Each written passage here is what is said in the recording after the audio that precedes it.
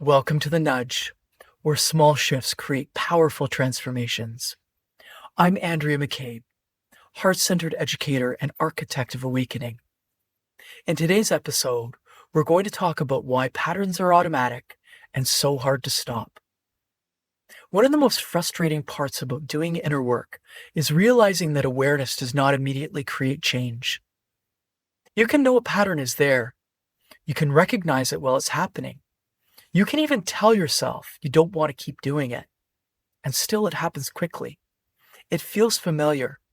It takes over before you can redirect it. So why is that? Why do some reactions feel almost instant? Why do some patterns run like they already know where they're going? And why is it so hard to stop something you can already see? Because once a pattern has been learned deeply enough, your system doesn't need to figure it out in the moment. It already knows the route. And that's what we're unpacking today. Last episode, we explored how patterns are formed. Today, we're going to go another layer deeper into why those patterns can feel so automatic and so hard to stop. Your subconscious mind is not trying to change you. It's trying to run what it already knows. It's designed for speed, efficiency, familiarity. It doesn't ask, what do I want to do? It asks, what have I done before? And it answers that through pathways. A pathway is a route your system has already learned. Every experience you have creates activity in your brain. Neurons fire in a particular pattern. And when something is repeated or emotionally significant, those same neurons fire together again. And again. And again. Until eventually the pathway becomes easy to access. Automatic. Imagine a sled at the top of a hill. The first time you go down, you have to push. You have to steer. But the more times you go down that same hill, the smoother it gets. The grooves get deeper. The resistance gets lower. Until eventually you don't have to push at all. You sit and gravity takes over. Your system doesn't choose the path. It defaults to the one that's already been carved. So when something happens, you don't start from stillness. And that's why it feels so fast. And that's why it feels so hard to stop. Because you're not interrupting a thought. You're interrupting movement. Your patterns don't start in your thinking. They start in your body. Before your mind understands what's happening, your system has already registered something. And that activation shows up differently for different people. For some, it can be a tightening in the chest, a drop in the stomach, or a holding of the breath. For others, a rush to explain, a need to fix, a sense of urgency. For others, a spiral of thought, a pressure that builds quickly. And for some, they go quiet. They shut down. They disconnect.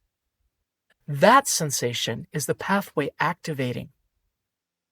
Your body recognizes it before your mind explains it. Activation happens first. Awareness comes second. By the time you notice the pattern, you're already inside of it. And that gap is where the work begins. So let's make this real. Imagine a child in grade 1. They write a poem about their dog. They stand up in front of the class and they begin to read the poem they are so proud of. And as they begin to read, they start to feel emotional. Tears stream down their face. Their voice shakes. And suddenly, some of the students start to laugh. Not all of them, but enough. Enough for that moment to land. Later on in the playground, a few kids call them a baby. They go home crying. And when they tell their parents, they're told, "You're overreacting. It's not a big deal. Get over it." And in that moment, something locks in. Not just what happened, but what it means. It's not safe to express emotion. I'll be judged. I just need to hold it in. That's the imprint. And from that imprint, multiple pathways can form. One child may develop a fear of public speaking. Another may stop expressing emotion altogether. Another may learn to soothe that discomfort through food. Same moment, different adaptations, but all of them make sense because the system is doing one thing, trying to prevent that feeling from happening again. Now that pathway runs in a loop. Something happens, the system recognizes something familiar, the pathway activates, the reaction begins. That reaction reduces discomfort, and your system logs it as, this worked. So next time it runs faster. That's the loop. Not truth, not identity, efficiency. So if your system is doing exactly what it was designed to do, and if your reactions are starting before you're aware of them, then the question becomes, what actually helps? Because forcing yourself doesn't work. So what we need is a way to understand the system while it's happening. And that's what these 5 keys are going to give you. The first key is the reaction begins in the body, not the mind. That grade 1 child didn't think their way into that reaction. They felt it. The tightness, the embarrassment, the exposure. That's where it started. And later in life, that same body response will activate again. Before thought, before logic, before awareness. That's why it feels so fast, because your body is moving first. Key number 2, your system is referencing the past, not just the present. When that adult now speaks in front of a group, their system isn't just in that room. It's in that classroom. It's on that playground. It's in that same moment being seen and judged. So even if the present moment is safe, the system doesn't see it that way because it's recognizing the feeling and it responds from there. Key number 3, emotion is what locks the pathway in place. That moment mattered because it was felt deeply. Emotion told the system, remember this. And that's why it stayed. Not every experience becomes a pattern, but the ones that carry emotion do. Key number 4, patterns repeat because they reduce discomfort. If that child learned don't show emotion, and later in life they hold it in, and that creates relief, the system learned this works.